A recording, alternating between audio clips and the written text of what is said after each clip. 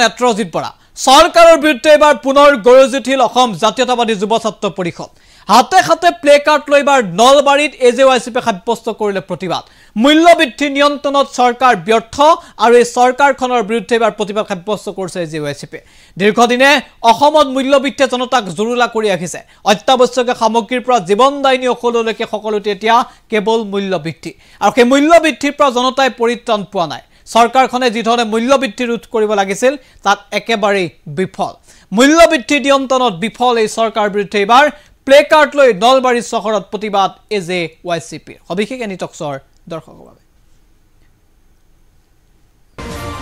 মূল্যবৃদ্ধি ৰোধ কৰা দাবীত এবাৰ সাব্যস্ত কৰা হৈছে প্ৰতিবাদ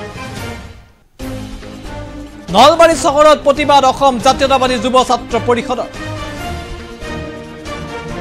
অত্যাৱশ্যকীয় সামগ্ৰী জীৱনদায়িনী ঔষধৰ মূল্যবৃদ্ধি ৰোধ কৰা দাবীত সাব্যস্ত কৰিলে প্ৰতিবাদ এজেৱাইচিপিৰ শতাধিক কৰ্মীৰ উপস্থিতিতে অৱস্থান ধৰ্মঘট কাৰ্যসূচী ৰূপায়ণ কৰা হয় নলবাৰী চহৰত নিশাংশ দেখুৱাব বিচাৰিছো এইদৰে প্ৰতিবাদ সাব্যস্ত কৰিছে এজেৱাইচিপিয়ে আৰু এজেৱাইচিপিৰ প্ৰতিবাদ আমি এম্বিয়েন্স সংখ্যাত এই মুহূৰ্তত আগবঢ়াইছো মন্তব্য আছে কেও শুনা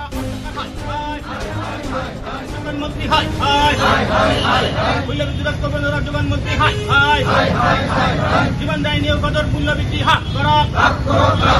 জীবনদায়িনী ঔষধৰ মূল্যবৃদ্ধি হ্ৰাস কৰক জীবনদায়িনী ঔষধৰ মূল্যবৃদ্ধি হ্ৰাস কৰক জীবনদায়িনী ঔষধৰ মূল্যবৃদ্ধি হ্ৰাস কৰিব নোৱাৰা অসম চৰকাৰ অত্যাৱশ্যকীয় সামগ্ৰী মূল্যবৃদ্ধি হ্ৰাস কৰক অত্যাৱশ্যকীয় সামগ্ৰী মূল্যবৃদ্ধি ৰোধ কৰক অসম জাতীয়তাবাদী যুৱ ছাত্ৰ পৰিষদৰ কেন্দ্ৰীয় সমিতিৰ আহ্বান মৰ্মে আজি আমি অসম জাতীয়তাবাদী যুৱ ছাত্ৰ পৰিষদ নলবাৰী জিলা সমিতিও নলবাৰী সদৰ কাৰ্যালয়ত আমি মূল্যবৃদ্ধি হ্ৰাস কৰাৰ প্ৰতিবাদত আমি আজি 3 ঘণ্টীয়া অৱস্থান ধৰ্মঘট কাৰ্যসূচী ৰূপায়ণ কৰিছো আৰু এই 3 ঘণ্টীয়া অৱস্থান ধৰ্মঘট কাৰ্যসূচীৰ পৰাই আমি অসম চৰকাৰলৈ আমি আহ্বান জনাইছো যে তেখেতসকলে অনতিপলমে যে অত্যাৱশ্যকীয় সামগ্ৰী জীৱনদায়িনী ঔষধৰ যি মূল্যবৃদ্ধি এই মূল্যবৃদ্ধি হ্ৰাস কৰিব লাগে আৰু সৰ্বসাধাৰণ ৰাইজ হাতীঘৰ ৰাইজে যাতে এক মূল্যৰ জীৱন জীয়াই থাকিব পাৰে তাৰ কাৰণে তেখেতসকলে পদক্ষেপ গ্ৰহণ কৰিব লাগে আজি আমি এই অৱস্থান ধৰ্মঘট কাৰ্যসূচীৰ পৰা আমি অসমৰ মুখ্যমন্ত্ৰী মাননীয় মুখ্যমন্ত্ৰী হিমন্ত বিশ্ব শৰ্মা ডাঙৰীয়াক আমি আহ্বান জনাইছো আৰু দাবী উত্থাপন কৰিছো আমি এটা কথা লক্ষ্য ৰাখিছো যে যি সময়ত অসমত বা সমগ্ৰ ভাৰতত যি ধৰণে লোকসভা নিৰ্বাচন ইতিমধ্যে হৈ গ'ল নিৰ্বাচন শেষ হোৱাৰ লগে লগে আচলতে যি অত্যাৱশ্যকীয় সামগ্ৰীৰ যি মূল্যবৃদ্ধি এই মূল্যবৃদ্ধি হোৱা আমি দেখিবলৈ পাইছো এই অত্যাৱশ্যকীয় মূল্যবৃদ্ধিয়ে সৰ্বসাধাৰণ ৰাইজ আৰু হাতীঘৰ ৰাইজৰ জীৱন ধাৰণ সমূলে এক বিপদমুখী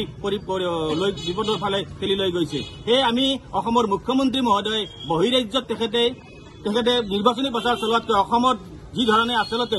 মূল্যবৃদ্ধি হৈছে অত্যাৱশ্যক সামগ্ৰীৰ মূল্যবৃদ্ধি হৈছে এই মূল্যবৃদ্ধি ৰোধ কৰাৰ ক্ষেত্ৰত আচলতে পদক্ষেপ গ্ৰহণ কৰিব লাগিছিল বুলি আমি অনুভৱ কৰিছো আৰু সেয়ে আমি আজি অৱস্থান ধৰ্মঘট কাৰ্যসূচীৰ পৰাই অসমৰ মুখ্যমন্ত্ৰী আৰু যোগান মন্ত্ৰীক আমি দাবী উত্থাপন কৰিছো তেখেতসকলে যি অত্যাৱশ্যক সামগ্ৰীসমূহ আছে নিত্য ব্যৱহাৰ্য সামগ্ৰীসমূহ আছে এই সামগ্ৰীসমূহৰ মূল্যবৃদ্ধি তেখেতসকলে হ্ৰাস কৰাৰ ক্ষেত্ৰত তেখেতে পদক্ষেপ গ্ৰহণ কৰক এচি ৰুমত বহি তেখেতসকলে ডাঙৰ ডাঙৰ লেকচাৰ দি থাকি লাভ নাই এচি ৰুমত বহি থাকি তেখেতসকলে সৰ্বসাধাৰণ ৰাইজক উপলুঙা কৰা বক্তব্য দি থাকি লাভ নাই তেখেতসকলে বজাৰত আহি বজাৰত যি অত্যাৱশ্যক সামগ্ৰীৰ মূল্যবৃদ্ধি আছে সেই মূল্যবৃদ্ধি তেখেতসকলে